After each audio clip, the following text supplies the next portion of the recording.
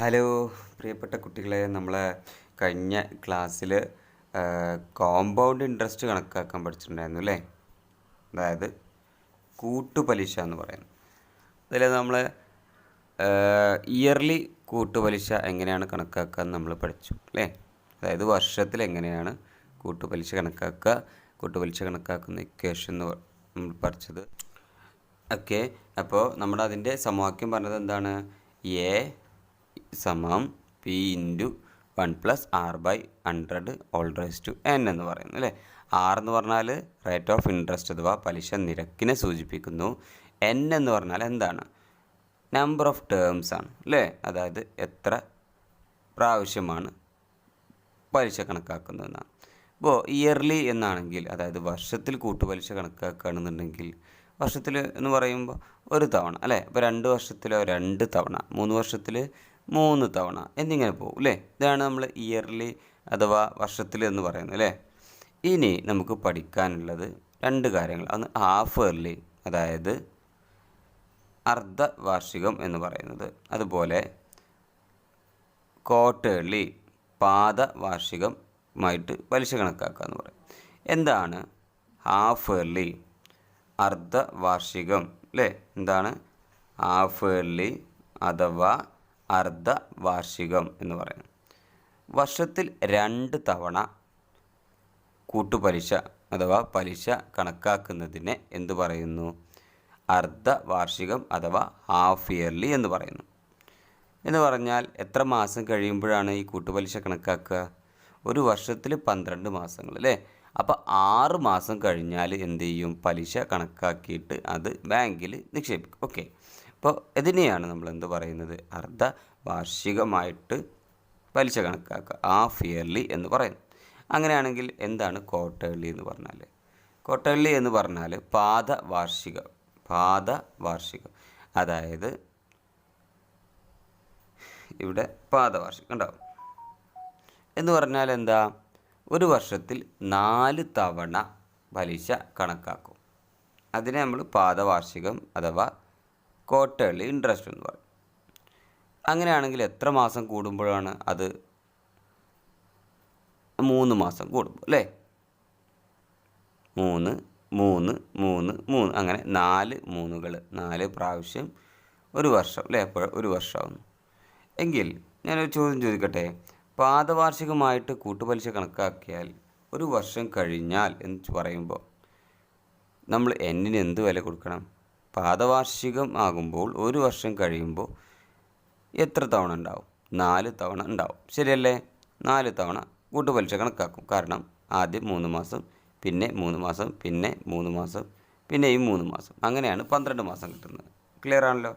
നമുക്ക് ഈ ചോദ്യങ്ങളൊക്കെ നോക്കാം, എന്തൊക്കെ മാറ്റങ്ങളാണ് വരുന്നത് എന്ന് നോക്കാം.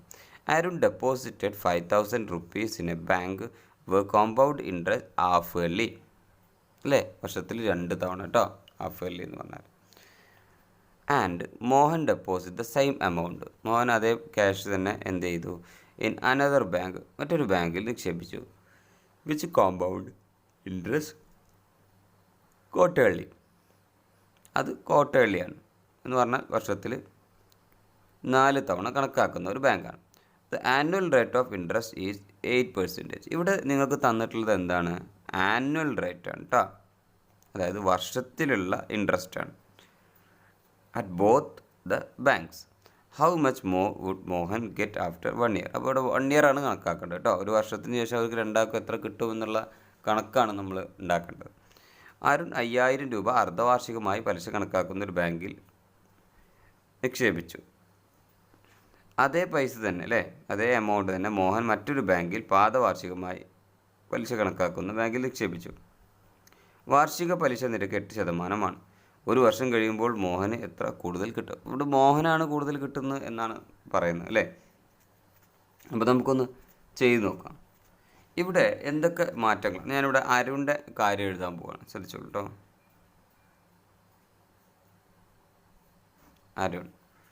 അരുൺ ഡെപ്പോസിറ്റ് ചെയ്യുന്ന എമൗണ്ട് എന്ന് പറയുന്നത് എത്രയാണ്?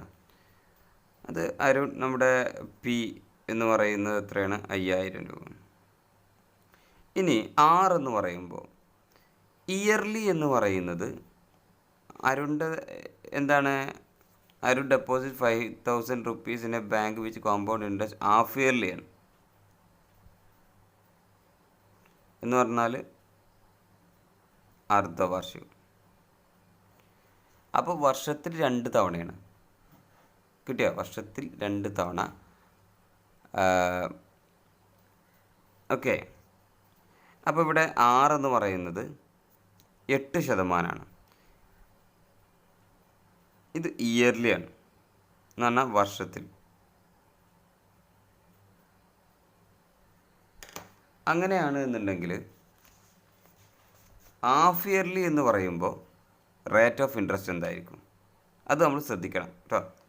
ഇപ്പോൾ rate of interest half yearly എന്ന് പറയുമ്പോൾ വർഷത്തിൽ എത്ര തവണയാണ്? 2 തവണയാണ്. അപ്പോൾ വർഷത്തിലുള്ള ഇൻട്രസ്റ്റിനെ 2 കൊണ്ട് ഹരിക്കുക. ഇപ്പോൾ എത്ര? 4% എന്ന് കിട്ടി. ക്ലിയർ ആണല്ലോ? ഇനി എൻ കൂടി എഴുതണം. എൻ ഇവിടെ നമ്മളോട് പറയുന്നത് 1 വർഷം കഴിയുമ്പോൾ എന്നാണ്. അപ്പോൾ ഒരു വർഷത്തിൽ ഹാഫ് ഇയർലി ആണ്, അർദ്ധവാർഷികമാണ് കണക്കാക്കുന്നതെങ്കിൽ എത്ര തവണ ഉണ്ടായിരിക്കും? ഒരു വർഷത്തിന് 2 തവണ അല്ലേ? അപ്പോൾ എൻ 2 times. ഇനി നമുക്ക് എന്ത് ചെയ്യാം? ഇതിൻ്റെ എമൗണ്ട് കണക്കാക്കാം അല്ലേ? അപ്പോൾ ഈ A equal to P into 1 + r/100 whole raise to n. P 5000 into 1 + r എന്ന് പറയുന്നത് 4 ഓൾ റൈസ് ടു 2. അപ്പോൾ 5000 ഇവിടെ നമ്മൾ എന്താ ചെയ്യുക? 100 × 1 100 + 4 104 104/100 ഹോൾ സ്ക്വയർ. ഇപ്പോൾ എത്രയാണ് വരുന്നത്? 5000 ഇൻറ്റു 104/100 ഇൻറ്റു 104/100. 0 നമുക്ക് പോട്ടെ അല്ലേ? ഇവിടെയും വെട്ടി, ഇതിത്തെ ഒരു 0 വെട്ടി. ബാക്കി എന്തൊക്കെയാണുള്ളത്? 5 ഇൻറ്റു 104 ഇൻറ്റു ഇവിടെ 104നെ 10 കൊണ്ട് ഹരിക്കുമ്പോൾ 10.4 എന്ന് പറയുന്ന രീതിയിൽ കിട്ടുന്നുണ്ട്. ക്ലിയർ ആണല്ലോ? ഇനി ഇത് നമ്മൾ എന്ത് ചെയ്യണം? ഗുണിച്ചിട്ട് ഇതിൻ്റെ വില കണ്ടുപിടിക്കണം. 5 ഇൻറ്റു 104 ഇൻറ്റു 10.4 അല്ലേ? അപ്പോൾ ഇവിടെ കിട്ടുന്നത് 5408 എന്നാണ്. അപ്പോൾ ഇത്രയും രൂപയാണ് നമ്മുടെ അരുണ് ഒരു വർഷം കഴിയുമ്പോൾ ഹാഫ് ഇയർലി അർദ്ധവാർഷികമായിട്ട് കിട്ടുന്ന എമൗണ്ട് എന്ന് പറയുന്നത്. ഓക്കെ ആണല്ലോ? ഇനി ഇതേ രൂപത്തിൽ എന്ത് കണ്ടുപിടിക്കണം നമ്മൾ? നമ്മുടെ അരുണ് കഴിഞ്ഞു കഴിഞ്ഞാൽ മോഹൻ്റെ അല്ലേ? അപ്പോൾ നോക്കിക്കോളൂ.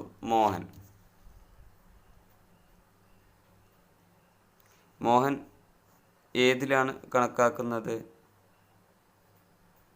ഏതിലാണ്? ക്വാർട്ടേർലി അല്ലേ? എന്ന് പറഞ്ഞാൽ പാദവാർഷികം. ഓക്കെ. അതിൽ എമൗണ്ട് എന്ന് പറയുന്നത് പി എന്ന് പറയുന്നത് 5000 രൂപ തന്നെയാണ്. റേറ്റ് ഓഫ് ഇൻട്രസ്റ്റ് എന്ന് പറയുന്നത് 8% ഇയർലി ആണ് എന്ന് പറഞ്ഞാൽ വർഷത്തിൽ. നമ്മുടെ ചോദ്യത്തിൽ പാദവാർഷികം ക്വാർട്ടേർലി എന്ന് പറയുന്നത്. അപ്പോൾ ഒരു വർഷത്തിൽ എത്ര തവണയുണ്ട്? 4 തവണ ഉണ്ട്.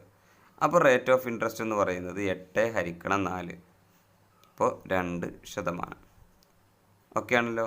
ദെൻ എൻ എന്ന് പറയുമ്പോൾ എത്രയാണ്? ഒരു വർഷത്തിൽ 4 തവണയാണ് അല്ലേ? 4 times. ഇനി നമുക്ക് എന്ത് കണ്ടുപിടിക്കാം? നമ്മുടെ എമൗണ്ട് അല്ലേ? A equal to P into 1 + r/100 whole raise to n. P എന്ന് പറയുന്നത് 5000 into 1 + 2/100 whole square whole raise to 4. 4 തവണ ഉണ്ട്. ഈക്വൽ ടു 5000 ഇൻറ്റു 102/100 ഹോൾ ഘാതം 4. അപ്പോൾ 5000 ഇൻറ്റു 102/100 ഇൻറ്റു 102/100 ഇൻറ്റു 102/100 ഇൻറ്റു 102/100 അല്ലേ? 0 മാത്രം നമുക്ക് വെട്ടാം. ഇത് വെട്ടി ഇതിത്തെ ഒരെണ്ണം വെട്ടി. ബാക്കി എന്തൊക്കെയാണുള്ളത്? 5 ഇൻറ്റു ഇവിടെ 102 ഇൻറ്റു ഇവിടെ 10 കൊണ്ട് ഹരിക്കാനുണ്ട് അല്ലേ? അപ്പോൾ ഒരു പോയിൻ്റ് മാറ്റിയിടുമ്പോൾ 10.2 ഇൻറ്റു ഇവിടെ 100 കൊണ്ടാണ് ഹരിക്കുന്നത്. അപ്പോൾ 2 പോയിൻ്റ് മാറ്റിയിടുമ്പോൾ 1.02 ഇൻറ്റു ഇവിടെയും അതുപോലെ തന്നെ 1.02. ഇത് മൊത്തം ഗുണിച്ച് കിട്ടുക എന്നുള്ളതാണ് നമ്മൾ ചെയ്യേണ്ടത്. ഇതിൽ നേരത്തെ നമ്മൾ ഗുണിച്ച് ചെയ്തല്ലോ അല്ലേ? 5 ഇൻറ്റു 102 എന്ന് പറയുന്ന ഇത് നമ്മൾ ചെയ്തല്ലോ അല്ലേ? 5 ഇൻറ്റു 102 അല്ല 104 ആയിരുന്നു. അപ്പോൾ നമ്മളിത് വീണ്ടും സെപ്പറേറ്റ് ചെയ്യണം അല്ലേ? 5 ഇൻറ്റു 102 ഇൻറ്റു 10.2 അല്ലേ? Into 1.02 into 1.02. അപ്പോൾ 5412 നിങ്ങളത് ഗുണിച്ച് നോക്കണം കേട്ടോ. 5412.16 എന്നൊക്കെയാണ് കിട്ടുന്നത്. ഓക്കെ. അപ്പോൾ നേരത്തെ നമ്മൾ പറഞ്ഞത് എത്രയാണ്? അതായത് അരുണ് കിട്ടിയതെന്ന് പറയുന്നത് 5408 ഇപ്പോൾ മോഹന് കിട്ടിയത് 5412 അപ്പോൾ എത്ര കൂടുതലാണെന്നുള്ളത് എന്താ പറയുക? 5412.16 മൈനസ് 5408 അല്ലേ? 408.00 ഇത് മനസ്സിലാകുമ്പോൾ 61 ഇവിടെ 12 അല്ലേ? 12 8 4 ഇവിടെ എത്ര വരുന്നത്? ഇവിടെ 0 വരും. പിന്നെ 10 0 4 0 0. ഇപ്പോൾ എത്ര രൂപയാണ്? 4 രൂപ അല്ലേ? 4 രൂപയും 16 പൈസയാണ് ആർക്ക് ലാഭം? മോഹന് ലാഭമുള്ളത് അല്ലേ? ഓക്കെ ആണല്ലോ. ഓക്കെ, നമുക്കിനി അടുത്ത ക്വസ്റ്റ്യനിലേക്ക് പോകാം. Okay, a person took out a loan of 16,000 rupees from a bank which charges interest compounded quarterly. The annual rate of the interest is 112%. How much should he pay back after 9 months to settle the loan എന്ന് പറയുന്നത്? Okay, ഒരാൾ ഒരു 16,000 രൂപ loan എടുത്തിട്ടുണ്ട് ബാങ്കിൽ നിന്ന്. പാദവാർഷികമായിട്ട് കൂട്ടുപലിശ കണക്കാക്കുന്ന ഒരു ബാങ്കിൽ നിന്ന് കടമെടുത്തു. വാർഷിക പലിശ 12%. 9 മാസം കഴിഞ്ഞ് ലോൺ അടക്കാൻ എത്ര? ഒരു വർഷം വേണ്ട, 9 മാസം കഴിയുമ്പോൾ തന്നെ ലോൺ അടക്കാൻ തീരുമാനിച്ചു. അപ്പോൾ 9 മാസം, ഒരു വർഷം എന്ന് പറയുമ്പോൾ എന്താ? ഈ പാദവാർഷികത്തിൽ ഒരു വർഷത്തിലാണെങ്കിൽ 4 തവണ. അപ്പോൾ നമ്മൾ പറഞ്ഞു 3 മാസം കൂടുമ്പോഴാണ്. അപ്പോൾ 9 മാസം ആകുമ്പോഴും 3 മാസം. അപ്പോൾ എത്ര തവണ? 3 തവണ. കിട്ടിയോ? അപ്പോൾ നമ്മൾ എന്തൊക്കെയാണ് ചെയ്യേണ്ടത്? ഇവിടെ നമ്മുടെ പി എന്ന് പറയുന്നത് 16,000, പിന്നെ ആർ എന്ന് പറയുന്നത് എത്രയാണ്? 12 അല്ലേ? 12% ഇയർലി ആണ്. അപ്പോൾ നമ്മുടെ ക്വാർട്ടർലി എന്ന് പറയുന്നത് 12 ഹരിക്കണം 4. ഇപ്പോൾ എത്രയാണ്? 3%. ദെൻ എൻ എന്ന് പറയുന്നത് 9 മന്ത് അല്ലേ? അതായത് 3 ടൈംസ്. ഇതാണ് കൊടുക്കേണ്ടത് കേട്ടോ. 3 ടൈംസാണ് എന്നിന് കൊടുക്കേണ്ടത്.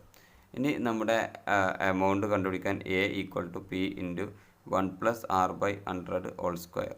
P 16,000 into 1 + 3/100 whole raise to 3 അല്ലേ? 16,000 103/100 ഹോൾ ക്യൂബ്. അപ്പോൾ 16,000 ഇൻറ്റു 103/100 ഇൻറ്റു 103/100. നമുക്ക് 0 വെട്ടാം സൗകര്യത്തിനല്ലേ?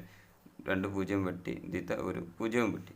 ബാക്കിയുള്ളത് എന്തായിരിക്കും എന്ന് ചോദിച്ചാൽ 16 ഇൻറ്റു 103 ഇൻറ്റു ഇവിടെ 10 കൊണ്ട് ഹരിക്കുമ്പോൾ ഒരു പോയിൻ്റ്. ഇപ്പോൾ 10.3 എന്ന് പറയാം അല്ലേ? അത് കിട്ടുന്നതെന്ന് പറയുന്നത് 16 ഇൻറ്റു 103 ഇൻറ്റു 10.3. അപ്പോൾ 16,974.4 എന്ന് പറയും. അപ്പോൾ ഇത്രയും രൂപയാണ് തിരിച്ചടക്കേണ്ടി വരുന്നത്. എടുത്തത് 16,000 ആണ്, തിരിച്ചടക്കുമ്പോൾ 16,974 അല്ലേ? അതായത് 17,000 രൂപ എന്ന് വരും ഏകദേശമൊക്കെ അല്ലേ? 974 എന്ന് പറയും. കിട്ടിയല്ലോ.